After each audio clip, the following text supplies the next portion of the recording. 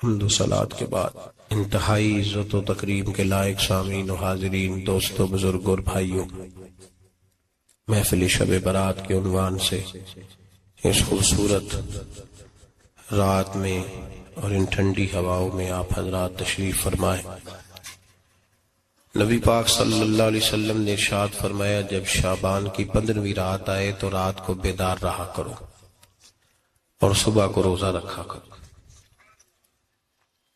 تو جب حضور نے کہہ دیا بیدار رہو تو پھر کسی کو سونا نہیں چاہیے، بیدار رہنا چاہیے۔ اور بیداری کا مطلب یہ نہیں کہ وہ آدمی بس جاگتا رہے، اس کا مطلب یہ ہے کہ وہ اللہ اللہ کرے، درود پاک پڑھے، عبادت کرے، تلاوت کرے، ذکر فکر میں رہے۔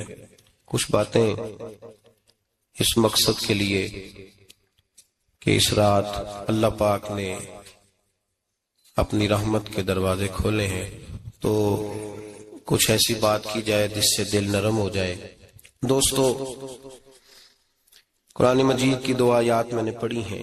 اللہ کریم نے فرمایا، یا ایھا الذین آمنوا اتقوا اللہ حق تقاتہ، اے ایمان والو اللہ سے ڈرو اور اتنا ڈرو جتنا ڈرنے کا حق ہے۔ ڈرو اللہ پاک سے، اور جس طرح تم کسی سے ڈرتے ہو، ڈرنے کا حق ہوتا ہے، وہ حق ادا کرنے کی کوشش کرو۔ ہم میں سے بہت سارے لوگ ڈرتے ہیں کچھ لوگوں سے، اور جب وہ ڈر رہے ہوتے ہیں تو انہیں احساس ہوتا ہے۔ اللہ پاک نے ہمارا وہ احساس خود بیان کر دیا ہے۔ فرمایا، جب تم کسی سے ڈرتے ہو تو تمہیں اس کا احساس ہوتا ہے کہ تم کتنا ڈرتے ہو، تو پھر تم کوشش کرتے ہو کہ تم وہ کام نہ کرو جس سے وہ بگڑ جائے گا، ناراض ہو جائے گا۔ جو لوگ قانون سے ڈرتے ہیں وہ اشارہ نہیں توڑتے، کچھ بھی ہو جائے اشارہ نہیں توڑتے۔ انہیں پتہ ہے کہ یہاں اشارہ توڑیں گے تو الجھ جائیں گے، اور جہاں انہیں فکر نہ ہو کہ کوئی پوچھنے والا نہیں، وہاں ہم نے دیکھا ہے کہ لوگ اشارہ توڑ دیتے ہیں۔ اللہ تبارک و تعالیٰ نے موقع دیا، میں حرمین شریفین حاضر ہوا تو وہاں ایک روڈ دائری روڈ کہلاتا ہے۔ اس روڈ سے پیدل چلنے والے نہیں گزر سکتے۔ وہ کہتے ہیں جی اس روڈ سے پیدل والا نہ گزرے، ان کے لیے علیحدہ جگہ ہے۔ قانون یہ ہے کہ اگر کوئی پیدل آدمی وہاں سے گزرے اور اس کا ایکسیڈنٹ ہو جائے تو وہ حکومت یہ کہتی ہے کہ یہ کیوں یہاں سے گزرا تھا، لہذا کوئی مقدمہ نہیں ہو سکتا۔ وہاں ہم نے دیکھا ہے کہ لوگ اس سڑک پہ پیر بھی نہیں رکھتے، کہتے ہیں مر گئے تو بنے گا کچھ نہیں۔ یہاں بھی بہت سارے ایسے معاملات ہوتے ہیں کہ جہاں انسان محسوس کرتا ہے کہ یہ بڑا میرے لیے نقصان ہو جائے گا، تو وہ ڈرتا ہے۔ ایک چھوٹی سی بات ہے کہ رات کو کوئی آدمی اپنا دروازہ کھلا رکھ کے نہیں سوتا، حالانکہ کوئی حرج نہیں، کبھی کھلا رہ بھی جاتا ہے، اور اگر کبھی رہ جائے تو جس کی ذمہ داری بند کرنے کی ہو، اس کے ساتھ پھر جو رویہ ہوتا ہے گھر والوں کا، یہ خوف ہے ہمارا اندر کا، تو بڑی شدت کے ساتھ ہم اس شخص کو سخت سست کہتے ہیں، ڈانٹتے ہیں، کہتے تو نے خیال ہی نہیں کیا، جمع پونجی لٹ جاتی تو یہ خوف ہے، یہ ہمارا اندر کا یہ خوف ہے۔ آپ بازار میں جائیں تو درجنوں لوگوں نے گن مین بٹھائے ہوئے، ان کا دل نہیں کرتا کہ اضافی تنخواہ دی جائے، کیا مطلب ہے ایک آدمی کو اضافی پیسے دینے کا، لیکن وہاں آدمی بٹھایا جاتا ہے، اس کو تنخواہ دی جاتی ہے، اس کی روٹی کا بندوبست کیا جاتا ہے، اس کے سارے ضروریات زندگی کا خیال رکھا جاتا ہے، اور پس منظر یہ ہوتا ہے کہ ڈر لگتا ہے اگر یہ شخص نہ ہوا تو ہمارے چوری ہو جائے گی۔ اللہ فرماتے ہیں کہ تو جہاں سے ڈرتا ہے تجھے پتا ہے،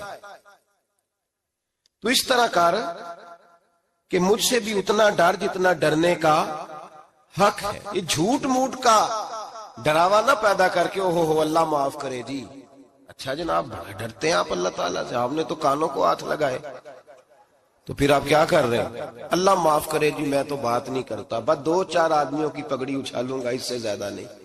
ڈر لگتا ہے جی بات کرتے ہوئے، 15-20 آدمی بس میرے قابو آئے، یہ کس قسم کا ڈر ہے؟ ڈرنے کا حکم دیا، اور میرے رسول کریم سید عالم صلی اللہ تعالی علیہ وآلہ وسلم نے ارشاد فرمایا کہ تو رب کریم سے دنیا میں ڈر جا، جس طرح ڈرنے کا حق ہے جب قیامت کا دن آئے گا تو اللہ تجھے ڈرائے گا نہیں بلکہ اپنی رحمت کی چھاؤں میں جنت میں داخل کر دے گا. یہاں ڈر. ایک جگہ تو اللہ نے فرمایا ڈرو، اور کچھ جگہوں پہ فرمایا کہ جو میرے علم والے بندے ہیں نا، جن کو میں نے علم دیا ہے، عالم ہیں، ان کے بارے میں فرمایا کہ ان کے دلوں میں میری خشیت ہے. انما یخشی اللہ من عبادہ العلماء، اللہ کے بندوں میں سے جو علم والے ہیں وہ اللہ کی خشیت رکھتے ہیں.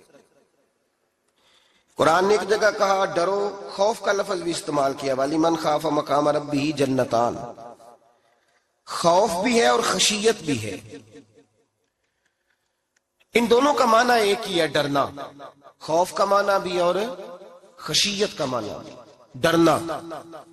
جب آپ علماء لغت کو پڑھیں گے، عربی ادب کو جاننے والے لوگوں کا مطالعہ کریں گے تو انہوں نے یہی لکھا ہے کہ ان دونوں کا معنی ڈرنا ہے. میری طرف دیکھیے، توجہ کریں، کچھ سمجھانے لگا ہوں، اس نقطے کو ضرور سمجھیے گا. خشیت کا معنی بھی ڈرنا ہے، خوف کا معنی بھی. لیکن جب صوفیاء کے پاس جائیں نا، صوفیاء جو قرآن و سنت کی روح کی تفسیر کرنے والے ہیں، تو وہ کہتے ہیں نہیں، خشیت اور خوف میں فرق ہے. خوف اور ہوتا ہے، خشیت صوفیاء اس کی تفسیر اور کرتے ہیں. وہ کہتے ہیں خوف بھی ہوتا ہے اور خشیت بھی ہوتی ہے، الگ الگ چیزیں ہیں، ایک نہیں. بڑی خوبصورت بات ہے، اگر آپ سمجھ گئے تو آپ کو فائدہ دے گی. صوفیاء یہ کہتے ہیں کہ بھائی خوف ہوتا ہے اپنے گناہوں کا، کہ میں نے یہ گناہ کیے ہیں، اگر اللہ نے مجھ سے پوچھا تو مجھے بڑا خوف آتا ہے، مار پڑے گی، یہ خوف ہے. پھر سمجھ لیں، ایک آدمی نے حرام کا مال اکٹھا کیا ہے زندگی میں، معاذ اللہ اس نے بڑے پاپ کیے، گناہ کیے، شراب پی، بدکاری کی، معاذ اللہ تعالیٰ ثم معاذ اللہ. اب اسے ڈر لگ رہا ہے کہ اللہ تبارک و تعالیٰ نے پوچھا تو میں کیا جواب دوں گا. یہ خوف ہے. اور خشیت یہ ہے کہ ایک آدمی سارا دن نماز پڑھتا ہے، روزہ رکھتا ہے، عبادت کرتا ہے، اللہ کو یاد کرتا ہے، پھر بھی ڈرتا ہے. یہ خشیت ہے، یہ خشیت ہے. جو گناہوں سے ڈرے وہ خوف ہے، اور جو رب کی ناراضگی سے ڈرے وہ خشیت ہے. جو کہے یار میرا رب کہیں ناراض نہ ہو جائے، میرا رب کہیں مجھ سے. بڑی خوبصورت مثال دی. میں نے اپنے صاحب سے پوچھا کہ حضور یہ مسئلہ کیا ہے، تو فرمانے لگے ایک بادشاہ نے ایک غریب کی بیٹی اسے پسند آ گئی تھی، تو اس نے عزت کے ساتھ اس سے شادی کر لی، رشتہ بھیج کے وقار کے ساتھ. بیٹی کا باپ اپنی بیٹی کے مقدر پر رشک کرنے لگا کہ میری بیٹی کو بادشاہ نے پسند کیا ہے، بادشاہ کے شہزادے نے رشتہ بھیج دیا ہے. شہزادہ بیاہ کے لے گیا بیٹی کو. 20 کنیزائیں، نوکرانیاں اس عورت کی خدمت کرنے پہ لگی ہوئی ہیں، توجہ ہے، اس کا ہر حکم ماننے کو تیار ہے. لیکن وہ بی بی سویرے بھی رو پڑتی ہے اور شام کو بھی رو پڑتی ہے، روتی رہتی ہے. اس سے کسی نے پوچھ لیا کہ بی بی تو روتی کیوں ہے؟ 20 کنیزائیں ہیں، گھر میں سکون ہے، ہر شے ہے، تو روتی کیوں ہے؟ تو وہ کہنے لگی اصل بات یہ ہے کہ جو کچھ مجھے ملا ہے میں اس کے قابل نہیں تھی، تو میں ڈرتی ہوں میرا سائیں کہیں ناراض نہ ہو جائے، وہ ناراض نہ ہو جائے. میں قابل نہیں تھی، میری اوقات نہیں تھی. یہ من آنم کے من دانم، میں جو ہوں اس کا مجھے پتا تو ہے. اس نے میری حیثیت سے، میری اوقات سے، میرے ظرف سے، میری محنت سے بڑا بڑھ کے مجھے عطا کر دیا. میری چونکہ اوقات سے زیادہ دے دیا تو میں ڈرتی ہوں وہ ناراض نہ ہو جائے، کہیں میری یہ کھیل، یہ جو میں نے گھونسلہ بنایا ہے، یہ کہیں میرا ٹوٹ نہ جائے. میرے بھائی، میرے رسول کریم سید عالم صلی اللہ علیہ وسلم کے امت کے اولیاء، صلحاء، صوفیاء، اتقیاء، صحابہ، اہل بیت، یہ لوگ جب روتے تھے تو یہ کوئی اس لیے نہیں روتے تھے کہ یہ آج دوپہر کو چینی میں ملاوٹ کر کے آئے ہیں تو اس لیے رو رہے ہیں رات کو. اس لیے نہیں روتے تھے کہ آج انہوں نے جو شکر بیچی ہے اس شکر کے اندر بورا ملایا ہوا تھا. اس لیے نہیں رو رہے کہ آج 10 15 20 لاکھ رشوت کا مال بینک میں جمع کر، اس لیے تھوڑی روتے تھے. یہ تو اس لیے روتے تھے کہ اللہ تو نے بڑا کچھ عطا کیا ہے، کہیں ہم سے ناراض نہ ہو جانا. یہ تو اس کی خشیت میں رو رہے تھے. حضرت داؤد طائی رحمت اللہ تعالی علیہ، حضرت امام جعفر صادق جو نبی پاک صلی اللہ علیہ وسلم کے نواسے، جناب داؤد طائی کی ملاقات ہوئی تو امام جعفر صادق حضور کے نواسے عرض کرنے لگے، داؤد طائی یار میری بخشش کی دعا کرنا، رب مجھے معاف کر دے. تو حضرت داؤد طائی رحمت اللہ علیہ فرمان لگے، امام صاحب آپ حضور کے نواسے ہیں، میں نے دعا کرنی ہے کہ آپ نے میرے لیے کرنی ہے؟ تو حضرت امام جعفر صادق رو پڑے، کہنے لگے یار تو نہیں کرنی ہے، اور اسی لیے تو تجھ سے دعا کرا رہا ہوں کہ کہیں ایسا نہ ہو نانا مصطفیٰ کی بارگاہ میں جاؤں تو وہ مجھے کہیں کہ میں کس طرح کا تھا تو کس طرح کا بن کے آیا ہے. یہی تو دعا کرانی ہے کہ میرے لیے دعا کر. جو جتنا بڑا ہوتا تھا نا اتنی زیادہ خشیت ہوتی. اور گناہگار کے تو اللہ تبارک و تعالیٰ بعضوں کا سزا دیتا ہے، آنسو سلب ہو جاتے. اس کو تو اپنے گناہوں پہ رونا ہی نہیں آتا. وہ تو روتا ہے بچہ نہ ہو تب روتا ہے، وہ تو روتا ہے پیسے نہ ہو تب روتا ہے، وہ تو اس وقت روتا ہے جب اس کا مال چلا جائے. اس کو تو بعضوں کا گناہگار کو تو بعضوں کا سزا ملتی. اللہ فرماتے تو دنیا کے لیے روئے گا، میرے لیے نہیں رو سکتا.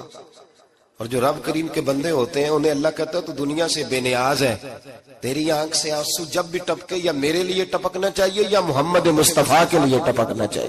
آپ اگر اس بات کو تھوڑا سا غور کے ساتھ سمجھے تو تمام اولیاء صلحات کیا یہ رو رہے ہیں، تڑپ رہے ہیں. کیا اس کی وجہ تھی؟ نمازیں کم رہ گئی تھی، روزوں میں کمی تھی، فرائض ادا نہیں کرتے تھے کہ رویا کرتے تھے؟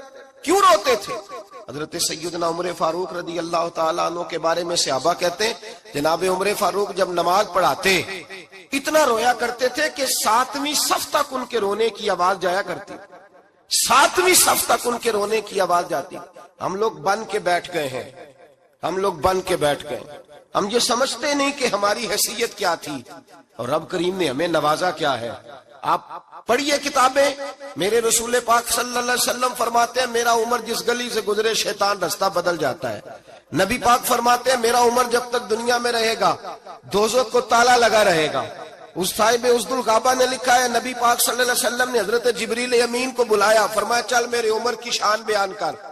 تو حضرت جبریل امین علیہ السلام عرض کرنے لگے یا رسول اللہ صلی اللہ علیہ وسلم 950 سال اگر اللہ مجھے عمر دے، 950 سال رب عمر دے اور پھر بھی میں عمر فاروق کے فضائل بیان کروں تو میں نہیں کر سکتا. عمر کی شان میں نہیں بیان کر سکتا. 950 سال بھی اگر میری عمر ہو. نبی پاک نے فرمایا پھر میرے ابو بکر کے بارے میں عرض کی یا رسول اللہ ابو بکر کی تو بات اس سے بہت آگے کی ہے نا. وہ نبی پاک کتنی عظمت بیان کر رہے ہیں، کس قدر زیادہ رسول کریم صلی اللہ تعالی علیہ وآلہ وسلم ان کی عظمت بیان کرتے ہیں. حضرت عمر کیا کہتے ہیں؟ وہ لوگوں کو بتاتے پھرتے ہیں کہ تم نے دیکھا ہے نا میری کتنی عظمت ہے. وہ یہ نہیں کہتے. حضور فرماتے ہیں عمر کی بڑی شان بڑی شان بڑی شان. اور عمر کے پاس جب بھی کوئی جاتا ہے کہتے ہیں عمر آپ کا کیا مقام ہے؟ تو عمر فرماتے ہیں میں تو اونٹ چرانے والے کا بیٹا ہوں، میں تو اونٹ چرانے والے کا بیٹا ہوں، میں تو اونٹ چرایا کرتا تھا، میں تو 10 اونٹ نہیں سنبھال سکتا. حضرت فاروق اعظم رضی اللہ تعالیٰ عنہ سے کو پوچھتے جناب عمر آپ کا کیا حال ہے؟ تو آپ فرماتے یہ تو میرے مقدر ہے کہ میری بہن نے قرآن سنایا تو میں در رسول تک پہنچ گیا، ورنہ مجھے پوچھنے والا کوئی نہ ہوتا. کبھی جناب علی المرتضیٰ کا بازو پکڑ کے کہتے ہیں علی تو نہ ہوتا تو عمر ہلاک ہو جاتا. بھائی حضور شانے بیان کرتے ہیں. نبی پاک کہتے ہیں میرے ابو بکر نے احسانات کیے، بڑے احسانات کیے، میں نے سب کا بدلہ چکا دیا. ابو بکر کا نہیں چکایا. اللہ کی بارگاہ میں عرض کروں گا یا اللہ تو ہی اسے بدلے دے. اور جناب ابو بکر صدیق سے کوئی پوچھتا ہے ابو بکر آپ کا کیا حال ہے؟ تو ابو بکر صدیق فرماتے ہیں مجھ سے میرے اندر کا عالم نہ پوچھو. اگر قیامت کے دن اعلان ہوا نا کہ سارے لوگ بخشے گئے ایک باقی بچا ہے تو مجھے ڈر لگتا ہے اکیلا ابو بکر ہی بچ جائے گا جو نہیں بخشا جائے گا. مجھے ڈر آتا ہے. او بھائی بن کے بیٹھ گئے لوگ، لوگوں کو پوچھ کر کے دیکھیں، کہتے ہیں کیا پاپ کیا ہے، کیا ہو گیا ہے؟ خشیت سے کانپتی ہوئی روحیں، تڑپتے ہوئے میرے رسول پاک کے غلام، اولیاء اللہ صوفیاء کرام کے رونگٹے کھڑے ہیں رب کریم کے خوف سے. جو جتنا مالک کو جانتا ہے اتنا کانپ رہا ہے، اتنا ڈر رہا ہے. جس کی آنکھوں سے آنسو خشک ہے مطلب یہ ہے یہ رب کو جانتا ہی نہیں، اسے کیا خبر اس کا جلال کتنا ہے، اسے کیا خبر اس کا عذاب کتنا ہے، تو کیا جانے۔ ان بطش ربک لشدید، جب وہ پکڑتا ہے تو بڑا سخت پکڑتا ہے۔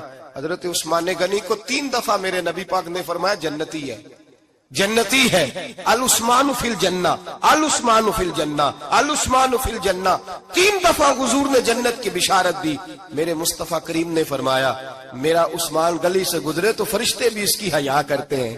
جناب عثمان غنی جن کو میرے نبی نے 2 بیٹیاں دے کے کہا عثمان میری 100 بیٹی بھی ہوتی، ایک کے بعد دوسری انتقال کرتی جاتی تو میں ساری تیرے نکاح میں دے دیتا، وہی حضرت عثمان غنی قبر پہ کھڑے ہیں حضور کے وصال کے بعد، ایک قبر پہ کھڑے، آنکھوں سے آنسو جاری ہے، داڑھی ساری آنسوؤں سے بھر گئی ہے، روتے ہی جاتے ہیں، روتے ہی جاتے ہیں۔ غلام کہتا عثمان یار رونا ہمیں چاہیے، رونا ہمیں چاہیے، جن کو کوئی بشارت نہیں اور آپ کو تو 3 بشارتیں، روتے کیوں ہو؟ جناب عثمان غنی فرمانے لگے جس مصطفیٰ نے مجھے جنت کی بشارت دی اسی رسول نے فرمایا تھا قبر آخرت کی منزلوں میں سے پہلی منزل ہے، آخرت کی منزلوں میں سے پہلی منزل۔ سوچتا ہوں اگر رب کریم نے عثمان سے حساب پوچھ لیا حساب کیسے دینا ہے میرے مصطفیٰ کریم نے؟ یہ تو بات ہے نا جناب عمر کی، یہ تو بات ہے حضرت عمر کی، حضرت ابو بکر کی، جناب عثمان غنی کی۔ اور جس شیر خدا کے بارے میں نبی پاک نے فرمایا علی منی وانا من علی، فرمایا علی اور میں 2 نہیں، میں علی ہوں اور علی میں ہے۔ جن کو فرمایا من کنت مولا ہوں فہذا علی مولا، جس کا میں مولا اس کا علی بھی، اس کا علی بھی، جس مولا علی شیر خدا کو یہ درجہ دیا۔ ولی المرتضی اٹھے ہیں، نماز کا وضو کیا ہے، مصلی کی جانب جانے لگے تو جناب علی کا وجود تھر تھر کانپنے لگا، تھر تھر، چھم چھم آنسو برسنے لگے۔ حضرت سیدنا امام حسن آگے بڑھے، ابا جی کیا ہوا؟ فرمایا حسن ڈر رہا ہوں، مالک کی بارگاہ میں جا رہا ہوں، کہیں رب علی کو دھتکار ہی نہ دے، کہیں مالک علی سے حساب ہی نہ پوچھ لے، کہیں اللہ تبارک و تعالیٰ ناراضگی کی نظر سے نہ دیکھ لے۔ او بھائی ہم لوگ اتنے دلیر، اتنے تگڑے، اتنے سیاہ، اتنے عقل مند، اتنے گناہوں کے پیچھے پہاڑ ہیں، لیکن مجال ہے کوئی ایک قطرہ وہ آنسو جو ہم نے سنبھال کے رکھے ہیں دنیا داری پہ بہانے کے لیے۔ کبھی اپنا حساب کر، کبھی سوچ۔ روز شکوہ کرتا ہے، کہتا ہے میرے پاس پیسے نہیں، گاڑی نہیں، کار نہیں، کوٹھی نہیں، سرمایہ نہیں۔ کبھی سوچ جو کچھ ہے اگر رب کریم میرے اور آپ کے اعمال دیکھے تو ہماری حیثیت ہے کہ وہ سارا کچھ ہمیں دیا جاتا، ہماری اوقات تھی کہ وہ ہمیں دیا جاتا جو اس نے دیا ہے۔ ٹٹول کے دیکھیں، عمر گزر گئی شکوے کرتے، ذرا پلٹ کے دیکھیں اگر ہمارے گناہ اور ہماری نیکیاں اکٹھی کی جائیں تو ہم جزا والے نہیں سزا والے نکلتے ہیں معاذ اللہ۔ محمود غزنوی بڑا پیار کرتے تھے ایاز کے ساتھ، بڑا پیار کرتے تھے، نوازا کرتے تھے، روز کوئی نہ کوئی تحفہ ملتا تھا ایاز کو۔ کچھ حسد کرنے والوں نے کہا محمود تو اسے تحفے دیتا ہے اور یہ جنگل میں اسلحہ اکٹھا کر رہا ہے، یہ تیرے خلاف علیحدہ سے فوج تیار کر رہا ہے، کچھ وقت آئے گا یہ تجھے چھوڑ کے علیحدہ سے بادشاہی کا دعویٰ کر دے گا۔ محمود غزنوی کہنے لگے یہ کس طرح کی بات؟ کہا تمہیں پتہ ہے کہ ایاز عصر سے لے کر عشاء تک کہاں رہتا ہے؟ محمود کہنے لگے یار واقعی میں نے کبھی پوچھا تو نہیں، شک کا بیج بو دیا، شک کا بیج بو دیا۔ محمود غزنوی کہنے لگے اچھا آج میں پیچھا کروں گا، تفتیش کروں گا، تحقیق کروں گا کہاں جاتا ہے، تحقیق کروں گا۔ محمود غزنوی نکلے پیچھا کرنے۔ عصر کے بعد ایاز نے جنگل کا رخ کیا، محمود بھی پیچھے پیچھے ہو لیے۔ کہتے ہیں جنگل کے بیچ جا کے ایک جھونپڑی آئی، اس جھونپڑی کے اندر ایاز گئے، دروازہ کھولا اندر چلے گئے۔ مجھے بڑا غصہ تھا کہ ہر بات مجھے بتاتا ہے، یہ کیوں نہیں بتائی؟ جب ایاز اندر گئے تو میں نے زور زور سے دروازہ کھٹکھٹایا غصے کے ساتھ۔ ایاز نے دروازہ کھولا، باہر آئے، میں نے کہا پیچھے ہٹ۔ ایاز پیچھے ہٹے تو میں اندر چلا گیا۔ محمود کہتے ہیں جب میں اندر گیا تو میں نے اس جھونپڑی میں ایک پرانا کرتا لٹکا ہوا دیکھا، ایک ٹوٹے ہوئے جوتے پڑے ہوئے دیکھے، ایک چھوٹا سا ڈنڈا دیکھا، ایک مٹکا، ایک پیالہ دیکھا۔ میں نے ساری تلاشی لی تو چند ٹوٹی پھوٹی پرانی چیزیں، میں نے کہا یار یہ کیا ہے؟ تو کہتے ہیں یاز، کہنے لگا بادشاہ ٹٹول کے دیکھ لے، یہی کچھ ہے جو تو نے دیکھا. میں نے کہا یہ ہے کیا؟ کہتے ہیں یاز پیروں میں بیٹھ گیا، تڑپ کے رونے لگا. کہنے لگا بادشاہ یہ میری اوقات ہے، یہ میری اوقات ہے، یہ میری اوقات ہے، یہ میری اوقات ہے. کہا کیا مطلب؟ کہنے لگا جس دن تیرے پاس آیا تھا نا تو یہ میری کائنات تھی کل، آج تیری مہربانیوں نے مجھے یہاں تک پہنچا دیا ہے. میں جو تیرا غدار نہیں نہ ہوتا، میں جو تیری نافرمانی نہیں کرتا، اس لیے نہیں کرتا کہ میں ہر شام آ کے اپنی اوقات یاد کرتا ہوں، اور پھر مجھے روز رات کو میرا نفس کہتا ہے اس کا وفادار رہنا، اس کا وفادار رہنا. تو اس حال میں تھا جب آیا تھا، اگر یہ بگڑ گیا تو پھر تجھے اپنی اوقات کا پتہ ہے نا. محمود غزنوی نے سینے سے لگایا. کہنے لگے آج تک تو بچا بھی اس لیے ہے کہ تو اپنی اوقات نہیں بھولا. ملا رومی کہتا ہے اپنی اوقات یاد رکھ، تو کیا تھا. تجھے ایک رات سونے نہ دے تو اپنی ٹانگوں پہ کھڑا نہیں ہو سکتا. تیری وہ آنکھ لے جائے تو کچھ نہیں کر سکتا. وہ تجھے معذور کر دے تو کچھ نہیں کر سکتا. 30 سال کے اونچے 7 فٹ قد کے جوان اس نے فالج زدہ کر کے ہسپتالوں میں ڈال دیے، وہ کچھ نہ کر سکے. بڑے بڑے پہلوان جو کہتے تھے کہ ہم اٹھے تو دنیا اٹھتی ہے، اس نے پھینک دیے من و مٹی کے نیچے، کچھ نہ کر سکے. اپنی حیثیت نہ بھول. میرے رسول کریم سید عالم صلی اللہ علیہ وسلم نے فرمایا 2 باتوں میں لوگ دھوکے میں ہیں، دھوکے میں ہیں، دھوکے میں ہیں، دھوکے میں. یا رسول اللہ کون سی؟ فرمایا جو صحت مند ہے وہ دھوکے میں ہے. وہ سمجھتا ہے میں کبھی بیمار ہی نہیں ہوں گا، مجھے روز اسی طرح نیند آئے گی جس طرح اب آتی ہے، میں روز اسی طرح اٹھوں گا جیسے اب اٹھتا ہوں، میں اتنا ہی لمبا چوڑا رہوں گا جس طرح آج ہوں، میرا حسن اسی طرح قائم رہے گا جیسے آج ہے. تو دھوکے میں ہے، دھوکے میں. بڑے بڑے آئے اور بڑے بڑے مٹی کا ڈھیر ہو گئے، فنا ہو گئے. کل من علیہ فان، فنا ہو گئے، کوئی پوچھنے والا نہ رہا. اور میرے رسول پاک نے فرمایا جو فارغ ہیں، جن کو رب نے اپنی عبادت کے لیے فارغ کیا، اپنے دین کی نوکری کے لیے فارغ، وہ بھی دھوکے میں ہیں، وقت ضائع کر رہے ہیں، چوک اور چوراہے میں کھڑے ہیں. میرے بھائی جب اپنی حیثیت انسان بھولتا ہے، حیثیت بھولتا ہے، پھر وہ شکوہ کرتا ہے. جب اپنی اوقات بھولتا ہے پھر شکوہ کرتا ہے. جب وہ بھول جاتا ہے کہ میں کیا تھا پھر وہ شکوہ کرتا ہے. حضرت سیدنا امام اعمش رحمت اللہ علیہ بازار میں کھڑے تھے تو بادشاہ کا بیٹا گزرا، اکڑ کے گزرا. آپ نے بازو پکڑ کے کھینچا، فرمایا جا کے اپنی ماں سے پوچھ اور اپنے باپ سے پوچھ تیری اوقات کیا ہے. اکڑ کے چلتا ہے، جا پوچھ ان سے تیری حیثیت کیا ہے. حضرت جناب سیدنا امام اعمش نے ڈانٹا تو واپس آیا، آگے کہنے لگا ابا وہ امام کیا کہتا تھا کہ میری اوقات کیا ہے، کیا اوقات ہے میری. تو باپ اور ماں دونوں گھورنے لگے، کہنے لگے بیٹے ہمارے پاس دولت بھی تھی، گھر بھی تھا، مکان بھی تھا، جائیدادیں بھی تھی، بادشاہت بھی تھی، پر ہم دنیا کے دروازوں سے بھیک مانگ مانگ کے تھک گئے تھے.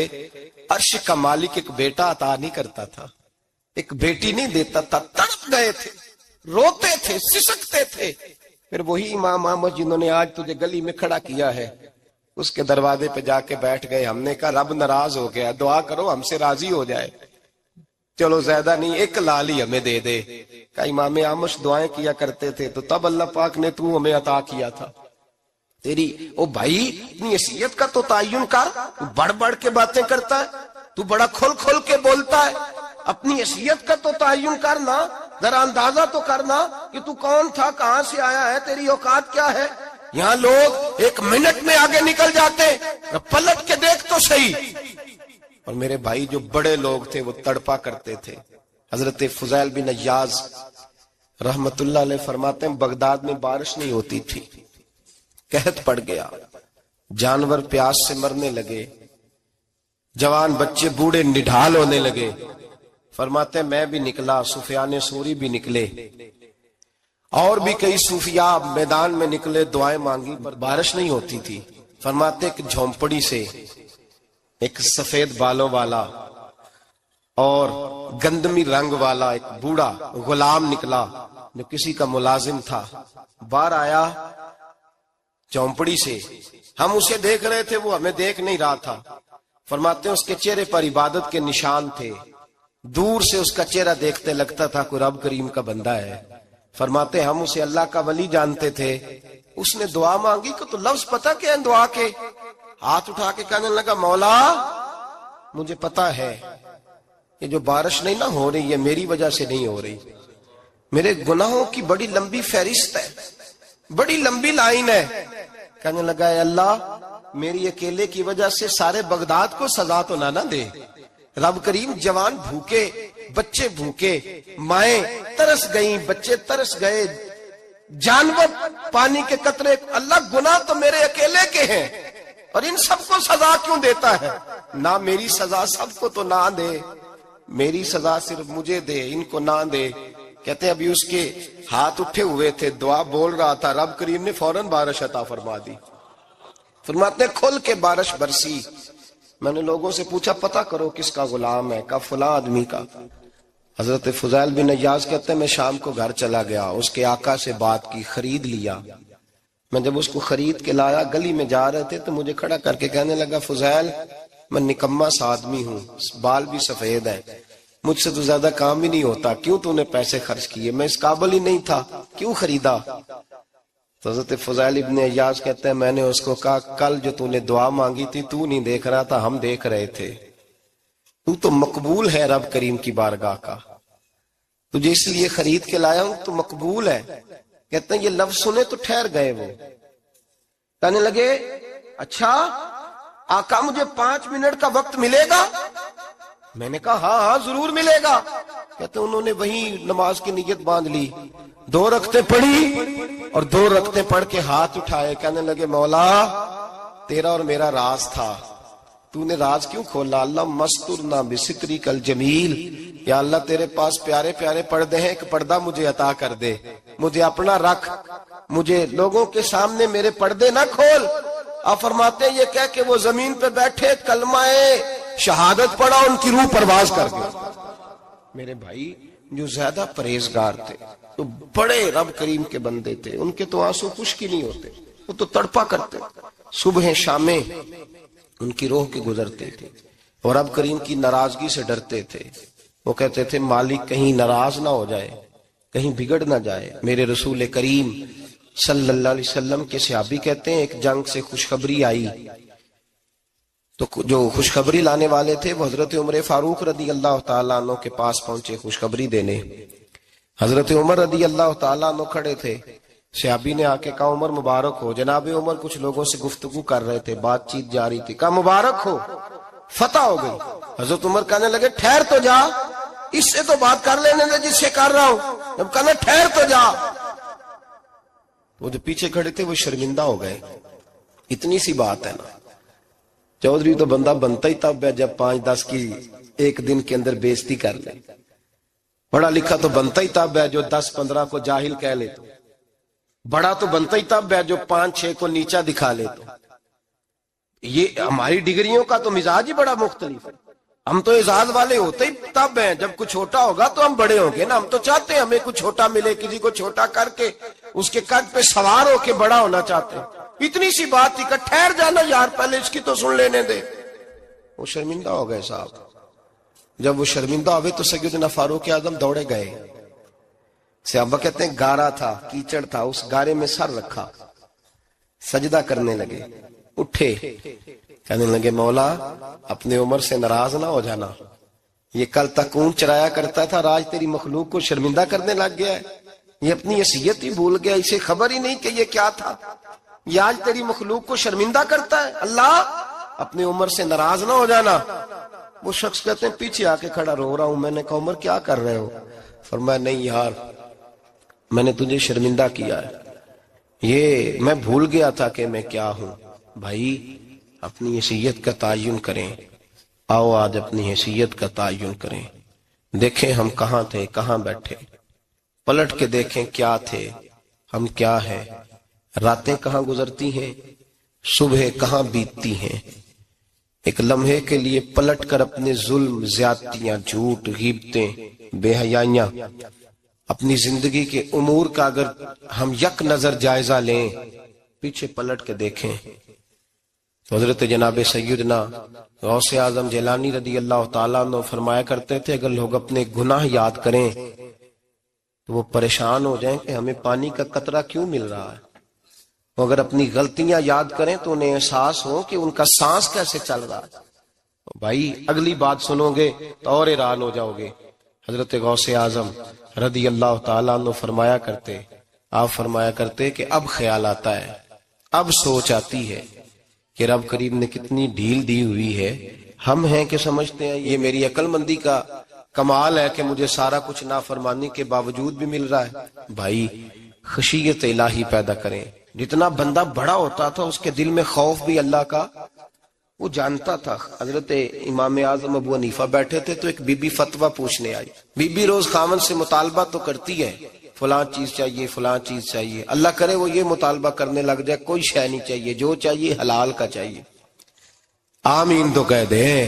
اللہ کرے بی بی یہ مطالبہ کرنے لگ جائے سوکھی روکھی چاہیے پر چاہیے مجھے جائز دینا، بے شک ایک وقت دینا. اللہ کرے یہ مطالبہ ہونے لگ جائے. شب برات کی بڑی مقدس رات، اللہ کرے اس رات یہ مطالبہ ہونے لگ جائے.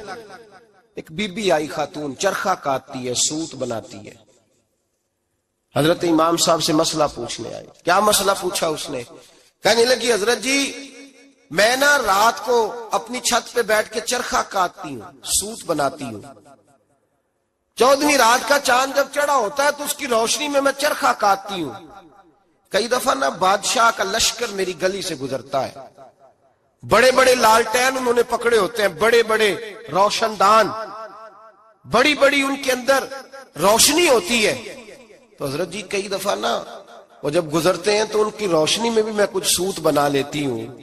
مسئلہ یہ پوچھنا تھا کہ اس روشنی میں جو سوت بناتی ہوں اس کی کمائی میرے لیے جائز ہے کہ ناجائز ہے؟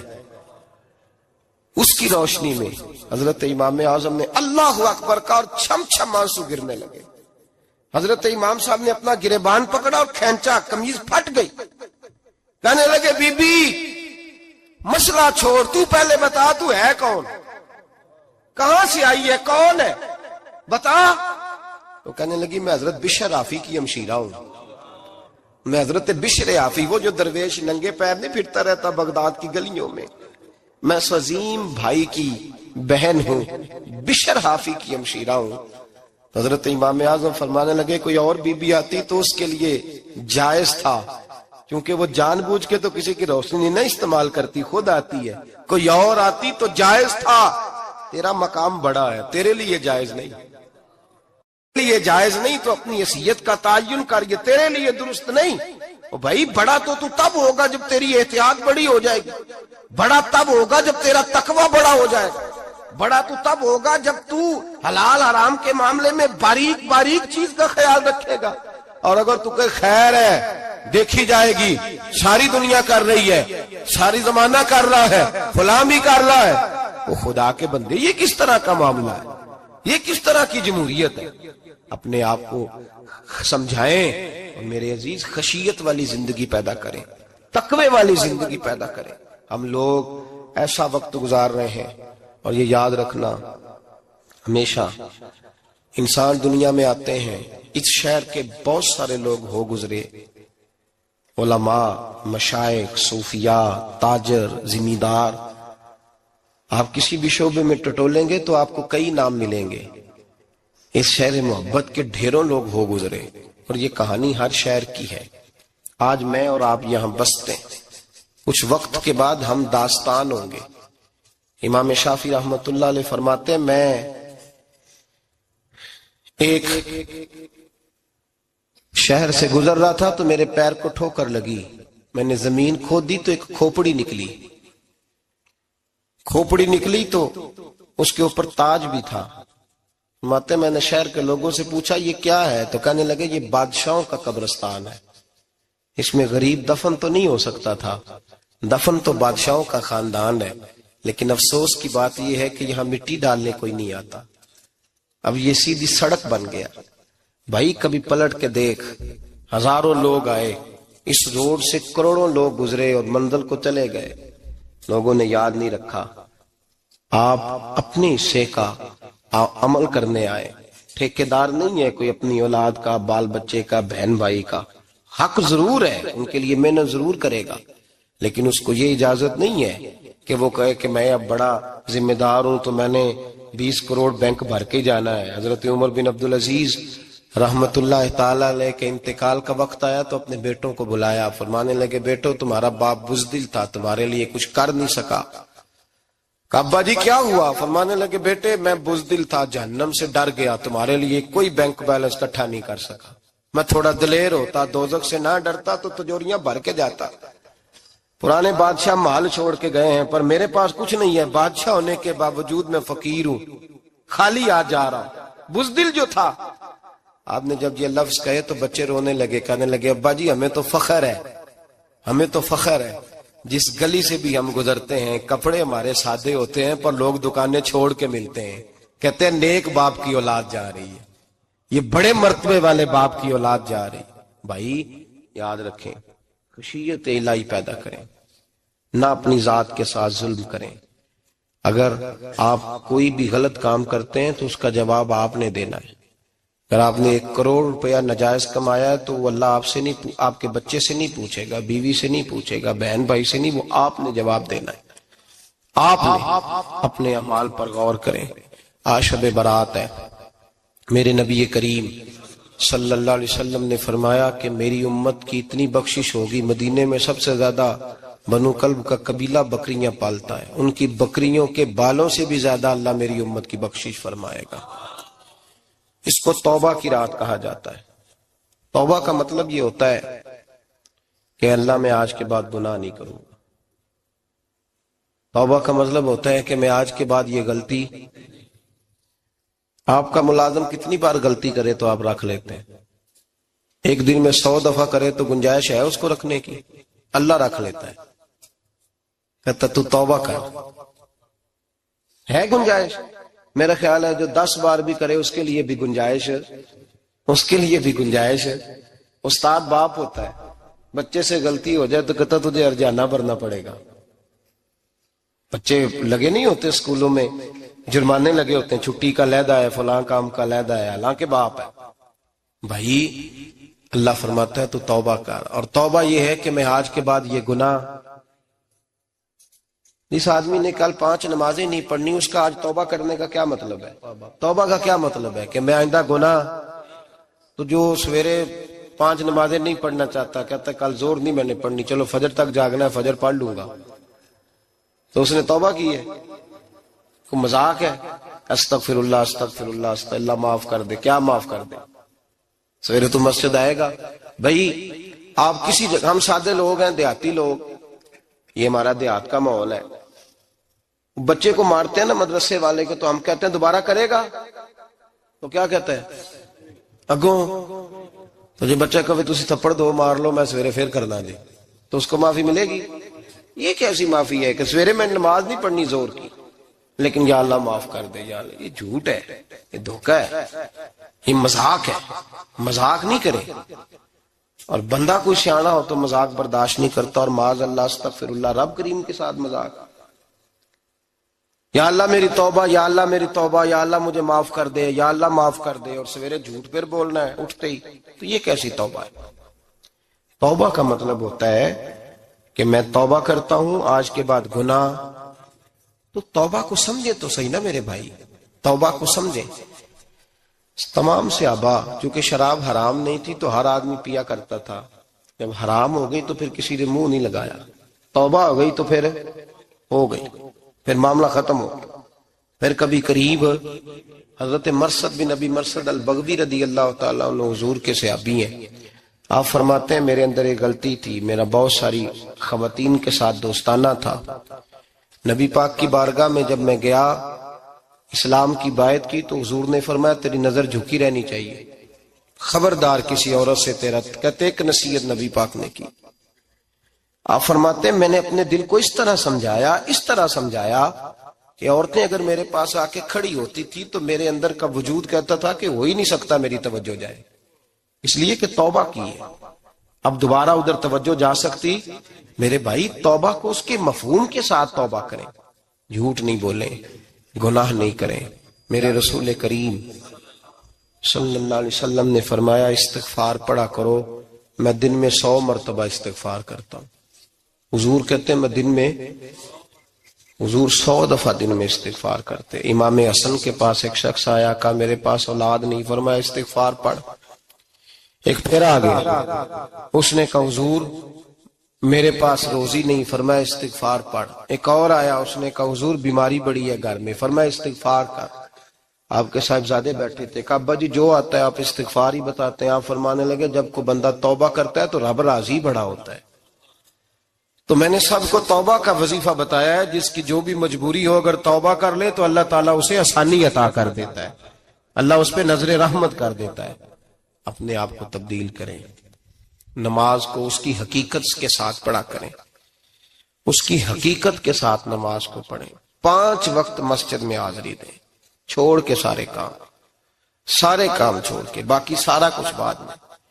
آپ کا رشتہ لوگوں کے ساتھ زندگی کا ہے, موت کا نہیں ہے. آپ خود دیکھ لیں, جن کے بزرگ چلے گئے وہ ڈیلی جاتے ہیں قبرستان, کل بیٹھتا ہے 2 گھنٹے جا کے. والد صاحب ہیں, دادا جی ہیں, نانا جی ہیں, دیکھا کبھی کسی کو صبح گیا ہو شام آیا ہو؟ یہی حال ہمارا ہوگا, بالکل کوئی نہیں جائے. اور پھر جب کوئی انتقال کر جاتا ہے نا تو کوئی یہ نہیں کہتا کہ ابا جی کو غسل دے لو, کہتے ہیں میت کو غسل دو.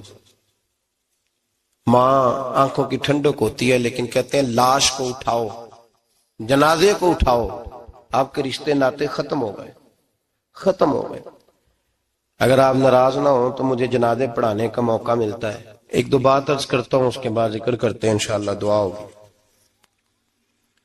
جنازوں پہ جانے کا اتفاق ہوتا ہے تو میں جنازے سے محسوس کرتا ہوں بہت ساری چیزوں کو. میں دیکھتا ہوں کہ جنازہ ہونے کے باوجود لوگ یہ سمجھتے ہیں کہ یہ ہونا تھا کام, یہ ہو گیا. اور وہاں کیفیت یہ ہوتی ہے کہ صرف یہی جنازہ ہے, اسی نے فوت ہونا تھا, ہم تو بچے ہوئے ہیں. قرآن پاک سے محبت کرنا, قرآن پاک پڑھنے والوں سے پیار کرنا, قرآن کے مدارس کو آباد کرنا, یہ بڑا مشکل ہوتا جا رہا ہے. ہم ایک مدرسہ چلاتے ہیں, ہم محسوس کرتے ہیں کہ یہ بڑا کٹھن معاملہ ہے, بڑا کٹھن. ایک تو تنقید کی نظر بھی سب سے زیادہ اداروں کی طرف ہوتی ہے, اور سب سے کم تعاون بھی اداروں کے ساتھ ہوتا ہے. مجبوری کے ساتھ ادارے وقت گزارتے ہیں. اپنا رجحان مدارس کی جانب کریں اور دین سیکھنے کی طرف رجحان کریں. قرآن مجید صحیح پڑھنا سیکھیں, قرآن مجید صحیح سمجھنا سیکھیں. اور پھر میرے بھائی, جو آیات آپ کو ضروری ہیں, نماز جنازہ ہے, وضو ہے, غسل ہے, آپ کے روزمرہ کے معاملات ہیں, وہ کسی اچھی قاری سے, اہل سنت کے کسی شخص سے ان کی درستگی کرائیں, اپنے معاملات پہ غور کریں, یہ ان کوتاہیوں سے باہر آئیں, قرآن پاک سے محبت کریں اور دینداروں کے ساتھ جڑیں. ایک گزارش آپ سے اور کرنی ہے, اس کو بھی کھلے دل کے ساتھ سنیے گا, کھلے دل کے ساتھ. یہ شب برات کی رات ہے اور میں ذمہ داری کا مظاہرہ کرتے ہوئے بات کرنا ضروری سمجھتا ہوں. آپ کسی پیر صاحب سے ملیں, کسی آستانے پہ جائیں, یہ کچھ گزارشات ہیں, بات میری ختم ہو گئی, وہ کر کے میں دعا کرنے لگا ہوں. تو شریعت اسلامیہ کا ضرور پاس اور لحاظ کریں. یہ دیکھیں جس صوفی کے پاس, درویش کے پاس, جس کو آپ پیر سمجھ رہے ہیں, اسے کوئی قرآن حدیث بھی آتا ہے, وہ کوئی سنت شریعت کا بھی پابند ہے. میری اپنی جماعت سے ہاتھ باندھ کے گزارش ہے, خدا را اب بس کر دیں. بڑی تباہی ہو گئی اور لمبی چوڑی ہو گئی, تھک گئے ہم کہہ کے. لوگ سمجھتے نہیں اس چیز کو. اعلیٰ حضرت فاضل بریلوی نے لکھا ہے, ادھر دیکھیں, اعلیٰ حضرت نے لکھا ہے کندھوں تک بال رکھنا جائز ہے, کندھوں تک, کندھوں سے نیچے رکھنا حرام ہے. کیسے اس شخص کو لوگ پیر مان لیتے ہیں جس نے داڑھی سنت سے چھوٹی رکھی ہوئی ہے, بال بڑے رکھے ہوئے ہیں, یہ ملنگ صاحب ہے. ان تماشوں سے باہر آ جائیں, اللہ تبارک و تعالیٰ کی بارگاہ کی طرف رجوع کریں. ہم دم کے قائل ہیں, درود کے قائل ہیں. میں سارا دن پتہ نہیں 20 تعویذ لکھ کے دیتا ہوں. ہمارے بزرگوں کا طریقہ ہے, یہ چیزیں جائز ہیں, ان کی شریعت میں اصل ہے, دلیل ہے, لیکن کل دین یہ نہیں ہے. اپنے آپ کو بچائیں اور علم کی طرف رجوع کریں, تقوی کی طرف رجوع کریں. ان ظالموں سے, بہروپیوں سے اپنے آپ کو بچائیں.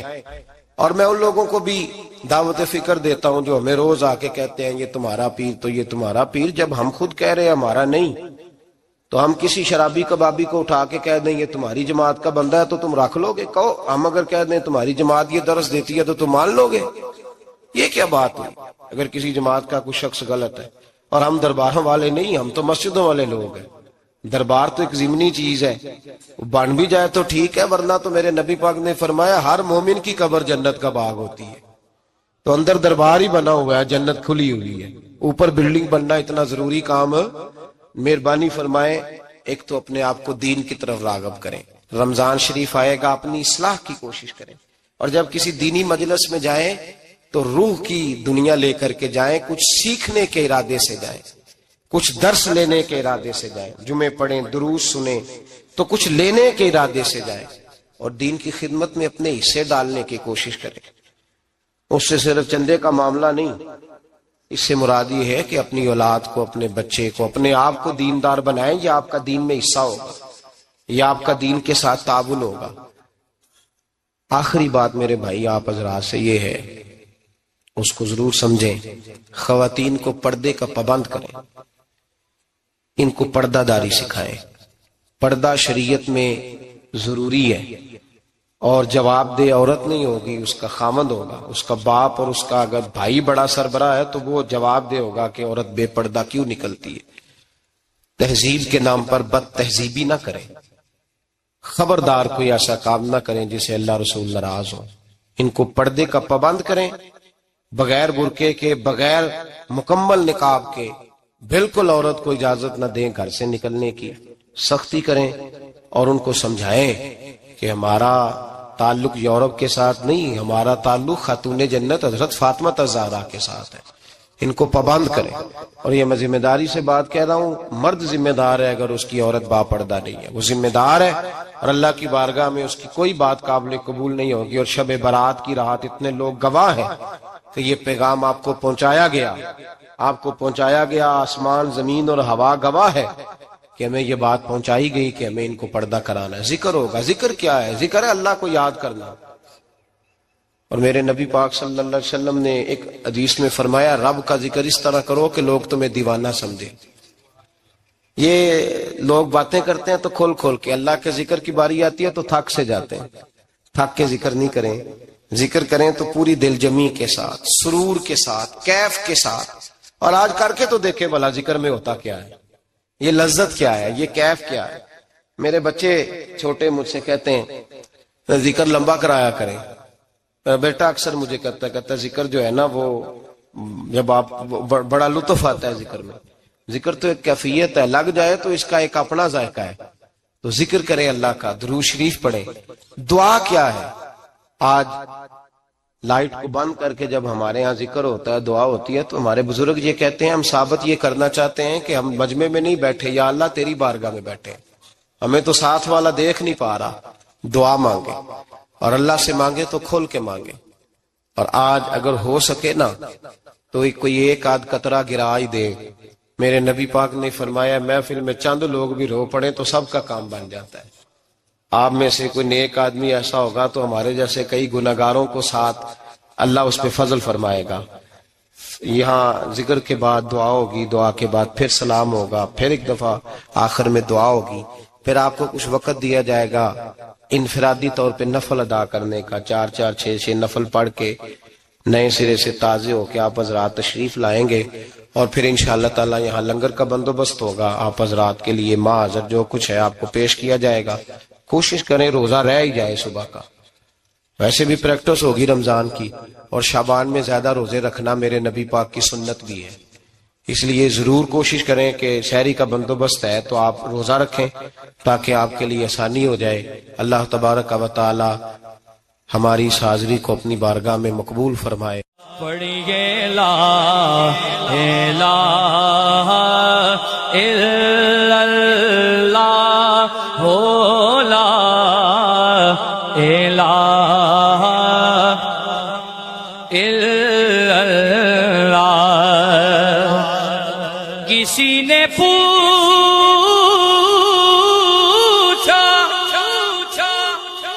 کہ جنت کی کوئی قیمت ہے، تو مصطفیٰ نے کہا لا الہ الا اللہ ہو، لا الہ الا